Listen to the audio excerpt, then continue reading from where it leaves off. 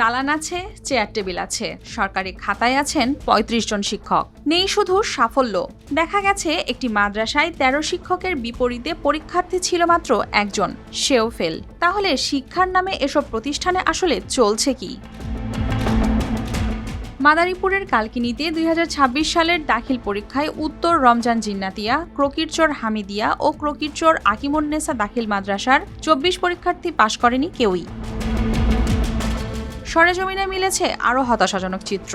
বহুতল ভবন থাকলেও অনেক শ্রেণীকক্ষ ফাঁকা।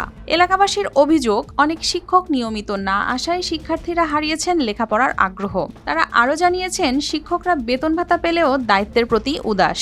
করে কি আইআই দরবার শুরু করে, এরা কি দরবার করে? এরা টাকা পয়সার ভাগযোগ করে না, বেতন লইয়া বাইজা গেছে, কের কম না কের বেশি এটা বলতে পারি না। আর আইলেই ঝগড়া শুরু করে, আয় কটা বাজে, ১১টা বাজে, ১২টা বাজে। এটাই কি মাদ্রাসার নিয়ম? টিচার আসে দোকানে চা খায় বসে এখান থেকে মাস শেষে শুধু বেতন আর কিচ্ছু না। সুন্দর মাদ্রাসা হলে কি হইব?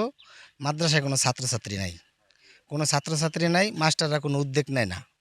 উদ্যোগ না নেওয়ার কারণে, যেহেতু মাস্টারদের গাফুলতির কারণে আমাদের মাদ্রাসায় কোনো ছাত্র হয় না। কোনো একটা শিক্ষক কোনো একটা ছাত্রছাত্রীদের বাড়ি যায় কোনো তথ্য তালাশ করে না।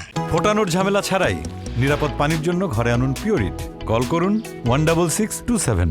এ বিষয়ে এক শিক্ষক নিজেদের অপারগতা নিয়ে মুখ খোলেননি তেমন, তবে ভবিষ্যতে এমন অঘটন যেন না ঘটে সেদিকে নজর রাখতে চেয়েছেন। হয়েছে আমাদের ৪১ বছরের ভিতরে এভাবে হয় না। আমরা এরপর যথেষ্ট চেষ্টা করব যাতে এরকম বিপর্যয় আর ভবিষ্যতে না হয়। এদিকে ৩ প্রতিষ্ঠানের এমন ফলাফলে হতাশ উপজেলা প্রশাসন। শিক্ষা মন্ত্রণালয়ের নির্দেশনা অনুযায়ী প্রয়োজনীয় কঠোর ব্যবস্থা নেওয়া হবে, জানিয়েছেন কর্মকর্তা। আমাদের কালকিনি উপজেলায় বেশ কয়েকটি শিক্ষা প্রতিষ্ঠান, বিশেষ করে মাদ্রাসা, যেগুলোতে কোনো শিক্ষার্থী পাশ করেননি এবং সেখানে কর্মরত যারা শিক্ষক আছেন এবং কর্মচারী আছেন তাদের সংখ্যা অত্যধিক। এটা অত্যন্ত দুঃখের বিষয় এবং উদ্বেগজনকও বটে। আমরা অবশ্যই চেষ্টা করব যেন পরবর্তীতে সেসব শিক্ষা প্রতিষ্ঠানে শিক্ষার্থীর পাশের সংখ্যা বৃদ্ধি পায় এবং কী কারণে এবছর তারা পাশ করতে পারেননি, তাদের পাশের হার শূন্য, সেটা তাদের কাছে আমরা অবশ্যই জবাব দিতে চাইব।